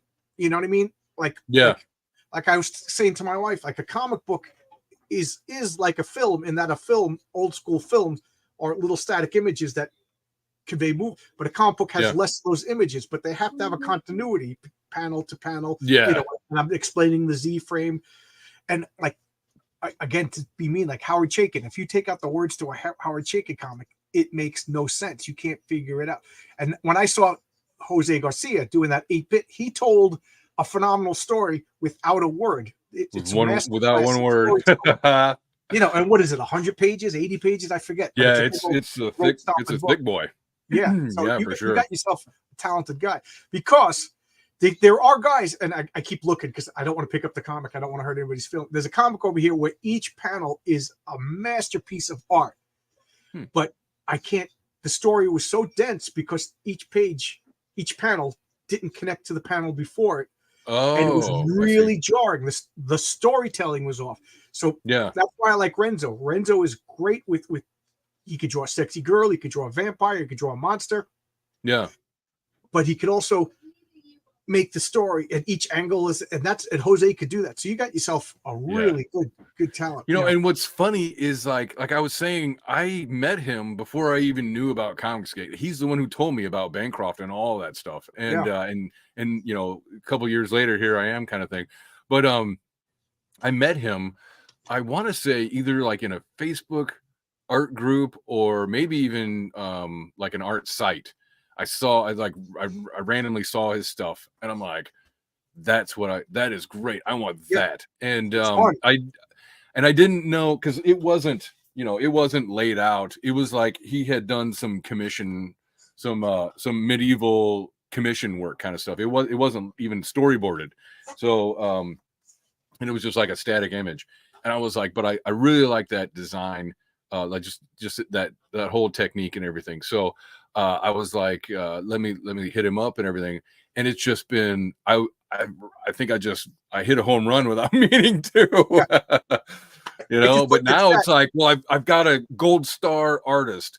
Right. Don't lose them, you know, do what it takes to keep him. I know if Frenzo doesn't want to do my comic anymore, I don't even think I want to do my comic because he has such a classic superhero look, you know. Yeah. I mean, I'm not sure what I would do if he didn't want to do Immortal Rising anymore. I'm not sure it would be the same, you know. Yeah, I know. And he has told me, you know, gentleman's agreement that he's like, look, because this story is unfortunately it's not a one shot. I know a lot of people like the one shots. It will be a 3-book story, but I am also doing it's called Immortal Rising Tales. Like I did Immortal Rising Tales #1. It's just a supplemental. It's not the main story. That was in Anvil magazine #2. That Dracula getting, you know, Dracula fight one. It will be Immortal Rising Tales #2. Okay. That's also a supplemental. I didn't read it yet, but I got Anvil. Yeah, and it's Anvil magazine #2. It's Baphomet's Child is the Immortal Rising Tales story. So cool. I do want to do like the Dracula story will be like a 20-page just one shot. So I do want to offer one shots in universe, and so that you don't have to buy the sequential story. You don't have to. Right. Obviously you're gonna want to, but you know, that's you don't what have I'm doing. My comic is a self-contained story. It's like a Marvel comic. You're gonna get a full story beginning to end with the resolution. Yeah. But if I make it, you know, again, guys, God willing, I don't want to do construction anymore. Buy my comic, you know, by issue 10, you get like, this is a grand story arc. You know, the way Marvel used to be. Like Chris Claremont will seed something over here, and you're like, oh, yep. Okay. But it's going to be, you know, because again, crowdfunding, I understand people don't want to back something and then like, it's part 1, but is part 6 ever going to come out? You know what I mean? So I'll wait. Well, the fact that you're waiting means it's never going to come out because, you know, so yeah. Well, so, all right. So I came up with the story. I said, I'm going to break it into 3 parts because it's so massive, and it's really not a massive story. It's just, it takes a minute to tell because, you know, a fantasy setting, you know, it takes time to get used to being in that setting. There's a lot of characters, a lot of moving parts. And so I really thought that the 3 story or the 3-act structure story worked well. I could say a lot, introduce the full, idea of the universe that it operates in and all that stuff. And instead of trying to force it all into one book. So I'm happy with the way I'm doing it. Yeah. And I'll say that, sorry to interrupt. So I want to say that it's your hour, man. With the first campaign, I think we made like 5 or 6 grand, and that's great and everything. Mostly paid for printing. And plus, if you buy on Fund My Comic now that the campaign's over, you get the stretch goal. So there's like 8 stickers or something. There's like an ad card, and there's even a magnet. Logo magnet. Let me ask that you, kind of stuff. I'm just curious because I don't know what I'm doing. I'm fishing for information. Yeah. Did you do a digital tier? Yes, definitely. Yep. Because me personally, I'm an old timer. I don't want a digital tier, but the fans want what the fans want. Do I offer a digital tier? You know, I would say this. Kind of the way I look at it is that 1, not everybody can pay shipping for absolutely a book. Yes. 2, not everybody wants to buy an unproven brand. At the highest tier or whatever. Like they want to kind of like get the lowest that they can just to get a taste kind of deal. Yeah. So unless you have a way, like for instance, my buddy Chris Fisk from Infinitail, on his website, he gives away like 15 pages of the story. You just sit there and flip through it and read it and be like, okay, I want that, which is something that I really want to do. But anyways, yeah. So yeah, offer a digital tier. In my opinion, that's what I did. And I've had people get the digital tier and then get the physical on top of that. And I'm not sure if maybe they didn't know. I didn't know if they got the digital and didn't know that they got the digital. But are you a fan of Pandora? Because I put on Pandora at work, and I'm like, that's a great song. And next thing you know, yeah, I'm buying a record from a band that, you know what I mean? So I'm listening to it for free. I got it free, but I am. Yeah. So yeah, you know, I guess I'm doing a digital tier, but I just have to change my thinking. And I also want to acknowledge ASE presents another $20. Wow, this has been a Whoa, very nice. educational and entertaining. Thank you. Making the cool art panels feel really sequential is a big challenge. It is, and it's tougher than you think, and it's more important than you think. Yeah. Take it from me, an amateur who doesn't have a comic book out, so take it or leave this information. But I have read comics for 40 years.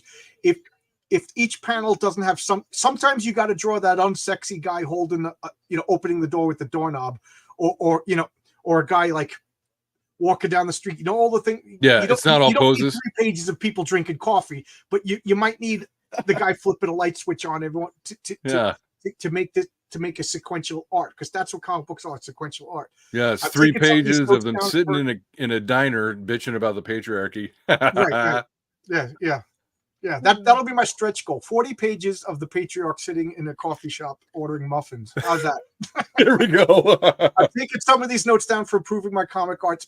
Thank you so much, Ace. And send me a direct message on Twitter, Zentorian2000 yahoo.com. And if you got a campaign or something, you want to talk comics, let me know. And I'd also like to say this funny thing. Ace has given me 2 super chats today of a total of $40. Yeah, and I think he bought my comic.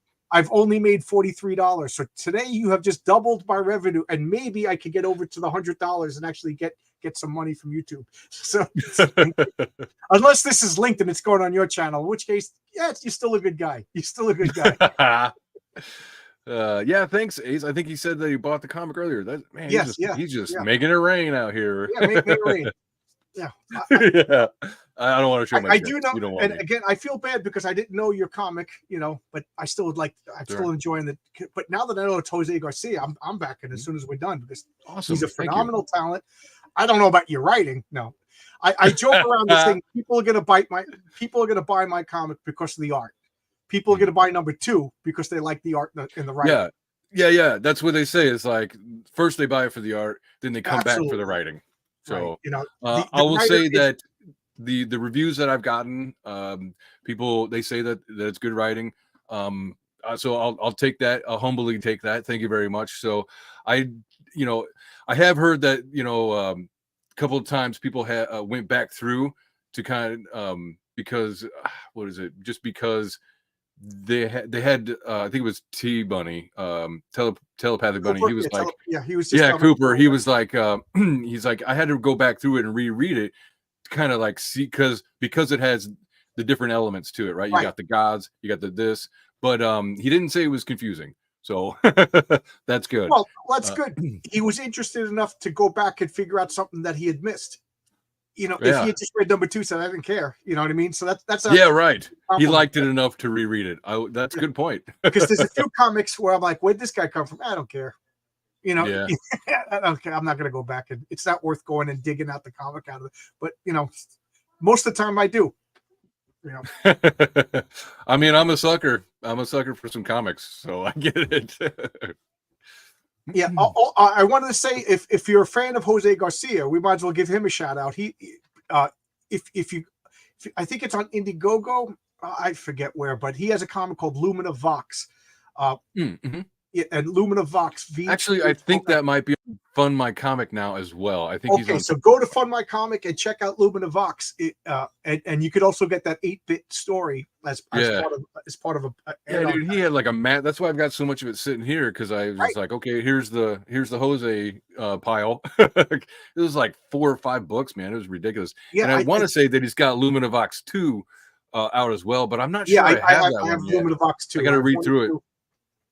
Yeah, I think I got like a late pledge because if you're on my channel, the least I could do is buy you comics. You know what I mean? I wish I could buy all the comics that I see. I know. Like, I mean, I feel bad because I'm like, man, that looks great, and it's like, I can't do it this month, or whatever. So, but yes, that's one of the reasons. Not only that, I don't always have time to sit and read through the comic, but with my channel, that's why I want to bring more value to the the comic book indie comic book marketplace by showing reviews. People are like, I wish people would review, and leave reviews and that kind of stuff. So what I was thinking of doing, and it probably isn't going to be a big hit, but Joe Sontag does his appreciating comic book art, and he'll take out an old issue of something, and he'll sit there and show the pages as he flips through it. They discuss the pages, the panels with the chat and all that stuff. I enjoy it. It's a good time. I want to do that with indie books. I want to sit there and just kind of flip through page by page and check it out and share it with whoever wants to hang out and watch me do it. Might not get a lot of looks, but I've been for 3 years. I've been doing what I daily showcase. I just take an old comic out of my collection and I just talk about it because back when I started, it was still like the crazy times of COVID, the way back, as they say in Beyond Thunderdome. So nobody was going outside, nobody was hanging out, and I was like, so I was just talking to comic books with my 3 or 4 viewers, and now here I'm talking to you. So and my caveat is I only showcase comics that I like because I'm not here to hurt anybody's feelings. And with new comics, I don't feel I have the right to show all the pages. So I'll show a couple of key pages, you know what I mean? And I always ask permission. I just got this. The Hunters by Jim Palmiotti. This was phenomenal. This was awesome. I don't know that one. On Twitter, if you would mind it. So I don't want to show it off until he gives me permission. You know what I mean? Yeah. Because I'm not a pirate site. You know what I mean? I don't want to give away. But 5 years and older, I'll show you a whole comic. So I follow you both on Twitter. Thank you. Yeah, thank you. Don't fault me for being an e-girl. I don't even know what an e-girl is. I'm reviewing comics now because I'm trying to become a colorist. Okay, cool. Good for you. That will, one day. Keep up the good work. Thank you. Yeah, for sure. Thank you. You just allowed me the means to buy Immortal Rising today, so thank you.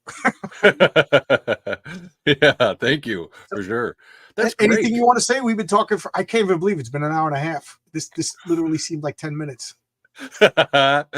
If you guys are interested in a new channel to look at people. So all right, on my YouTube channel, What's changed it's Immortal Rising Comics. Okay. And if you're on Twitter, just go to my profile. You've got my Fund My Comic link and my YouTube link. I do what I'll do, like I was saying before, I'll have my co-host Chris from Infinitail Comic, and we will have a couple of creators come on, and I started doing trivia based on the genres that the guests were working in, and then we do just try to, the whole point of the trivia is just to make a bunch of jokes, and so we joke around for like a half hour or so, and then we talk about their products, and sometimes it goes into different conversations, kind of like here. Sometimes it's serious, sometimes, most of the time it's just laughs, because that's the whole point that I was trying to go with my channel for the past. Do you have a regular time? Like once a week, twice a week? Yeah, they've been coming out on Saturday at noon or something or I guess noon my time. So I think 1 o'clock Eastern. And because I think center of the universe, so everything has to be Eastern Standard Time. I base all my whenever I do an announcement, I always do Eastern. And I yell at my friends. I go, "The UN here, therefore it is the capital of the world." So that we. Oh no! Get your blue helmets. No. And so. I think the next one is with Richard Embry, because I like pulling different guys from different aspects. We got Richard Embry. He does most of it is fantasy, but so Richard Embry, he's got the was it Blood and the Sword or something like that, and the other guy was I think it was Black Wall. He does RPG stuff. Okay. So I bring in a lot of tabletop guys. I bring in a lot of comic book guys. Sometimes indie music. Like Evely Music, Iron Age writers, quite a few Iron Age novelists. Cool. So yeah, it's pretty fun. So if you're interested in fantasy, sci-fi, all that stuff, from Iron Age, Comicsgate, there you go, Blackwall. What's up, dude? And and that show will be coming out tomorrow. It might be my last one with guests for a minute, just because I really want to try, because I get like 30. Maybe 40 views on a video and stuff, which is nice. I really like that I have, regular viewers and stuff like that. But I kind of want to mix it up. I want to add more value. Right. That's so the eternal question. What can I do to get more people you know. Well, and I just really, And I it's don't, like, and I'm not, I don't want to do like an OnlyFans, and I don't want to be like the drama farmer either. Like, yeah, Moral Rising like, State. These are 10 reasons why. Click. You know what I mean? I don't want to do that either. I try to. Yeah, here's my top 10 reasons why everything sucks. Yeah. No, I don't want to do that. And I guess I could attack the big guys too, and whatever. And a part of me thinks that's what Eric July and Ethan Van Sciver are doing. I think that behind the scenes, like, things are getting quiet. Let's start a little drama war. You know? I don't know. Yesterday or last night or whatever, I said a few things to Eric July because he got on my nerves by picking on a friend of mine, and I got singled out of, I don't know, 50 people or whatever. And he tried to make an example out of me or whatever. I don't know. He'll reframe it, of course. And to make himself the good guy. I don't know what you're talking about. And anyways, I just kept, on him. I was like, no, you need to answer, this and that. And it's so exhausting. It's like he's the type of person, at least in my interaction with him, is he will constantly reframe, shift, and sophist his way until you get exhausted and walk away. And that's how he wins or whatever. That's the online way to argue. Yeah, he sees it. Yeah. So, and I don't want to sit here and just bash Eric July. And I'm not going to bash Eric because actually, I'm glad for his success. Like, great, good for him. But he at came the on same my time, channel when I had like 300 subscribers. So really, that's I'm what very surprised. Yeah. I that's been my philosophy. Is just ask everybody. What are they going to say? No. People say, yeah. So I Ethan came on, and then the next week Eric July came on, and what am I going to do? I can't say anything bad. These two guys came on. I never asked EVS to come on, not for any particular reason. I was just like, he's not going to listen. I think I might have tried DMing him one time. What's that? Sophist is a good word. Yeah. It's one of my favorite words, but for some reason, I just didn't think of it. But yes, sophistry is what a lot of these online arguments do. Yeah, it's just Eric sophistry. When Eric came on, he went right into sales mode, which is fine. That's exactly, he's a salesman. Sell product. He's definitely a salesman. I wish I was more like that. And and right then and there, like, he just started talking, and when I'd say something, he would pivot and get back to selling.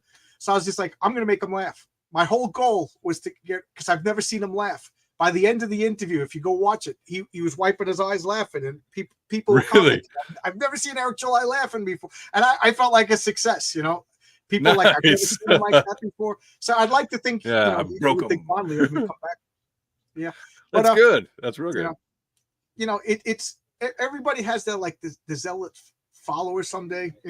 Yeah, that cult of personality stuff or whatever. Yeah, but I don't know. I'm more of like an individualist. I like EVS. I like Eric July.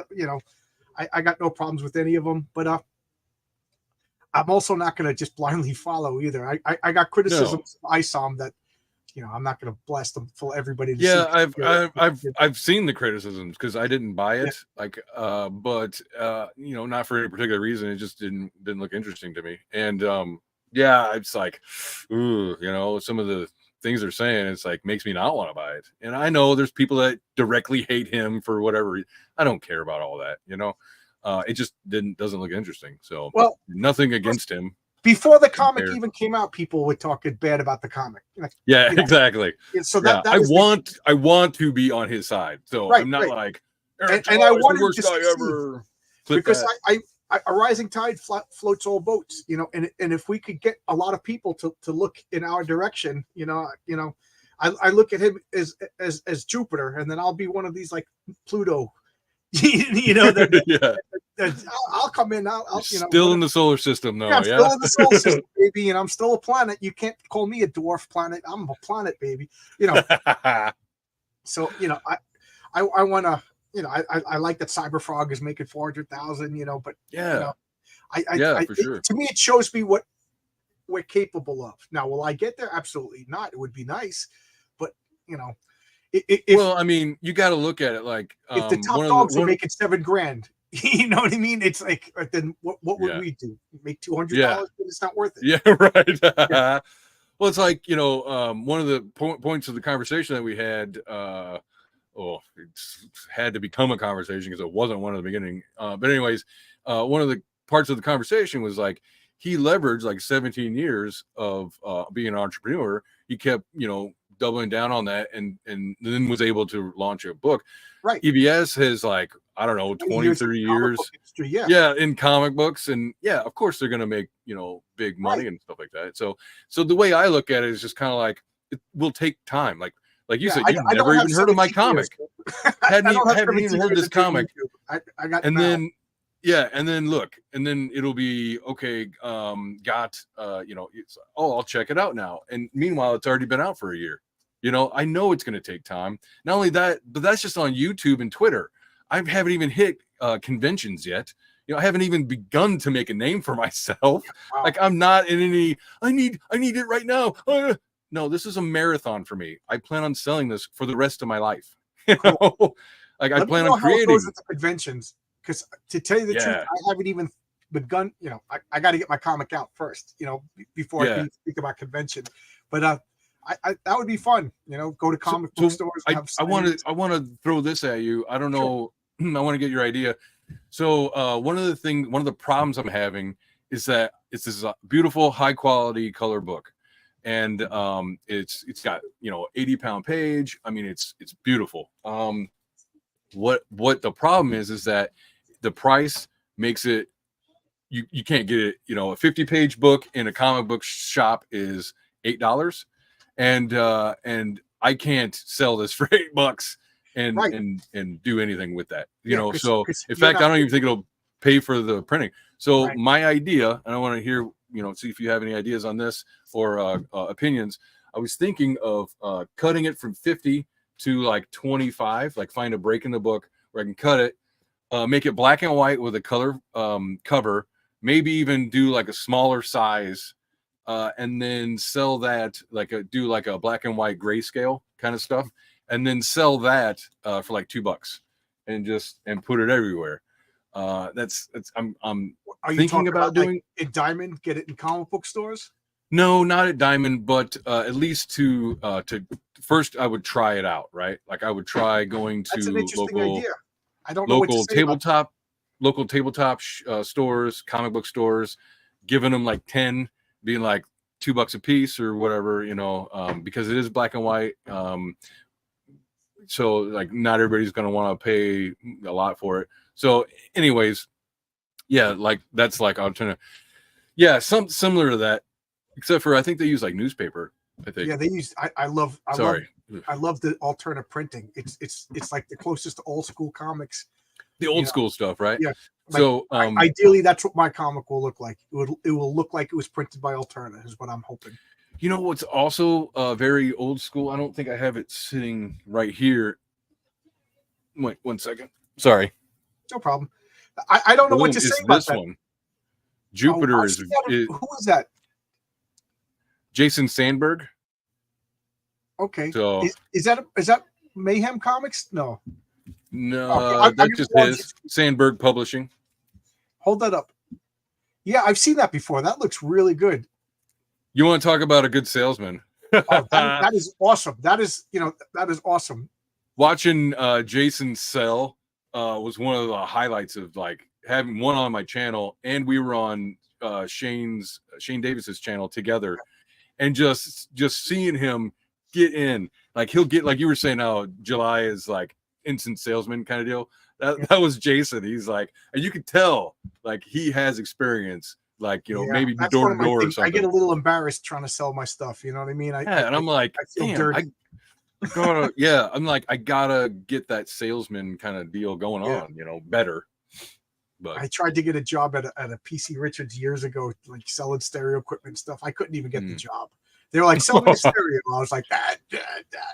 You know, and I was a stereo. You know, it wasn't like I was selling used cars or snake oil or anything. You know?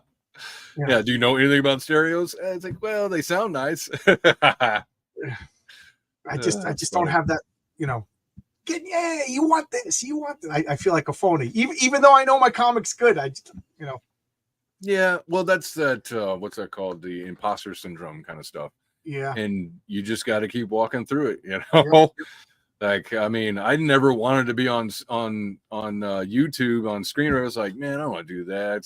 Like, one, it's like I'm not scared of public speaking. Like, Yeah, I got rid of that a while ago in my life. But at the same time, you know, it's pretty labor intensive to sit here for 2 hours and talking when I have other things I need to be doing as well. You know, so watch my first. I enjoy it. You'll see me like you know. It's a skill you got to develop like anything else. When I first started my channel, my idea was like, all right, this is what I'm going to do. I'm going to do quick interviews because not everybody has time to sit through an hour and listen to people. And so I was like, all right, I'll do like 20, 30 minutes. That didn't last long.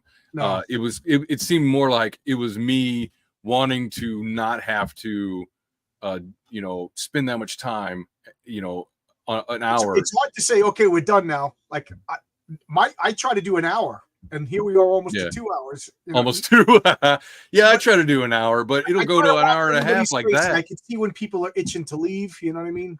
A lot of times I'll be like, "Hey, you want to end?" Like, if you see around an hour, I'm like, "It's been an hour. Do you want to keep talking?" You know? Yeah. I give everybody an hour. I'll keep John. So you gotta. We got 2 windbags over here, and I'm on vacation, so I'll talk till Tuesday morning. Yeah, I know. I'm still hungover from vacation. I'm like, I need to go back to work. I don't even want to go to work, but I need to go back to work. 2 weeks off, and it's gonna be cold. You know, I'm a construction worker. So it's gonna be in the mud. You know, oh shit! Yeah, construction work. Yeah. Good for you. Yeah, Marcus was on. I kept him up till almost 2 a.m, and he had to go to work in the morning. Oh no! And Marcus, after he left, Nick and I talked till 6 a.m. Shit. Nick who? Nick Axe. Nick Axe. He's right now. He's on with on Telepathic Bunny's channel right now. He's that marketing guy. Yes, he does. He does the covers, and I think he's doing some of the art for the Fourth Age for RJ for Crom the Destroyer. Whoa! But the guy knows everything. He does logos. He does graphic design. He could design websites. You know, he owned an animation studio in his youth. He's got like 20, 25 years experience. The guy, he could write, he could draw, he could do everything about a comic book himself. So he wants to make a comic book in the future. So, you know, I reached out. He's helping me out. You know, he's doing all like writing a script, finding an artist, and then seeing the artist. That was all easy and fun. And then people like, what about your pre-press guy? And I'm like, what is pre-press? Like, I didn't even know that was a step, you know? So I was reaching out, and Nick acts like, yeah, I'll take care of it. So reach out. That's to cool. Yeah. That's really cool. Yeah, I don't know. I'll have to watch that show. I felt like I was 600 pounds, and now I'm down to only 552 pounds. Is that right? But anything you want to say? I'm going to go have dinner now. Speaking of food. Yes. Okay. I'm sorry. Let's end because we went to end like 20 minutes ago. Yeah, we tried to end 3 times, but that just shows you it's a fun conversation. Yes, we're good. I'm done now. Okay. We can end it however you would like. We'll put up the link to Fund My Comics. Before we go, Immortal Rising #1. It's in demand right now. You can still get it. I haven't read it yet, obviously, but I do know the art of Jose Garcia is awesome. So if that doesn't sell it, then you know. Yeah, Jose Garcia doing fantasy, dark fantasy. Yeah, you know, dark fantasy.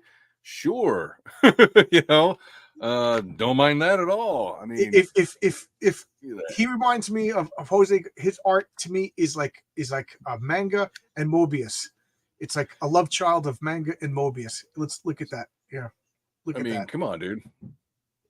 Yeah, it's gorgeous. I hit the wrong button. You last question before we go. You said your son, does he read Western comics or does he read manga or does he read both? He reads he reads the indie comics that I get. Otherwise he likes Dogman. Okay. That's his jam. My daughter, she's 12. She reads manga, or did for a while. She doesn't really read manga anymore. She's more into novels right now. So okay. But yeah. You know, the manga thing, I really think, I'm sorry.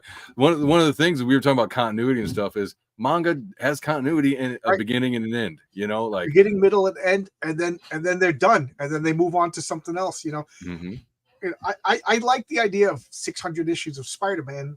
I like that there's a whole story. It just drives me nuts. So but then again, that's what I grew up with. We all like what we enjoyed as a kid.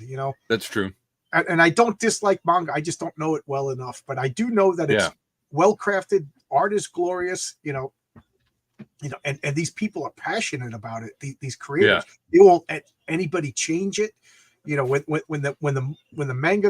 the anime comes out of the manga, it's like a 1-for-1. These guys, and then when the woke crowd was telling the mangakata, is that the word, how to change they were like, we sell 17 million copies a month in Japan. The America is an afterthought. We're not changing it to please Americans. You guys. That's gorgeous. Do that. So I respect them. I just don't know enough about it. But anyway, we're talking about Immortal Rising. Oh, and I hit here we go. Yeah, I mean, it's anime manga, kind of. Right. Like I said, he's got like a beautiful mix of European comic art and Japanese art. Yeah. So, man, I'm so lucky. Yes, go check it out. Go buy it and check it out. If anything, just get the digital. You're fine. You'll still like it. I mean, and it's all there. And you're going to be launching. Listen, you hear that? You listen to the thick on that page. So yeah, it's quality book. In my opinion. Yeah. What is this? I think the comics give the reader and that they bring. Scholastic, I think, is really floating Marvel and DC these days. And I think I think Scholastic posted their first loss in this last quarter. So even that is ending. Well, quit making comics about butt sex. Yeah. Sorry to be rude. Now you're asking for the impossible. Well, I never thought that I would be, in talking that DC Comics is making a comic where the Green Lantern is soliciting anonymous gay sex in the wharfs. How have I fallen? He's in the airport tapping his foot. Yeah, I know. In the bathroom. and then the writer had the nerve to defend that they weren't prostitutes. I'm like, yeah. Yeah, really? They were sex workers. Yeah. Sex workers work too. Like, all right, buddy. Yeah. All right. You guys understand this is not appropriate for children, right? Like, can we get this into your head? This is not appropriate for children. But it's in Scholastic that will not magazine. Be happening in Heroic Tales. I'm sorry. Thank you. It's just not. It's unbelievable. Are there editors? Is there oversight? Like, what is going on? It doesn't seem to be. Yeah, I don't know. Yeah, that's Glory Hole is going to be Glory Hole. There we go. Gay Lantern versus Glory Hole. There we go. Me and you. Let's work on this comic. We'll put it on Kickstarter. It'll go new bad guy. Yeah. Glory Hole. All right, but before I go off into the weeds even more and get more inappropriate, go check out Immortal Rising #1. I always said Marcus Keller grew, but Aaron is the writer, and Jose Garcia is the artist. Phenomenal talent, and I don't know what else to tell you. Thanks a lot. You can hear my voice is giving out now. I guess 2 hours. Yeah, that's fine. We can end. I just want to say real quick, everybody that bought tonight, thank you so much. I really appreciate it. I really hope, and I do think that you will enjoy the art and the story. It's if you like fantasy stuff, I wanted to basically put a fantasy novel feel in a comic book, and I think that I did a good job. So please go buy it, enjoy it. If you get it on Fun My Comic, you get like the 8 chibi stickers, you get the magnet logo magnet, and there's like an ad card that I put in because I got funded so well that I was able to do those cards as well for like conventions or whatever. Like I put them in some role-playing game shops and stuff. Anyways, you'll get all of that as extras just for helping me out and backing, dude. I love it. Cool. Stretch goals are fun. Thanks a lot, everybody. I'm gonna go have my dinner. Thanks, John. No problem. Bye, guys.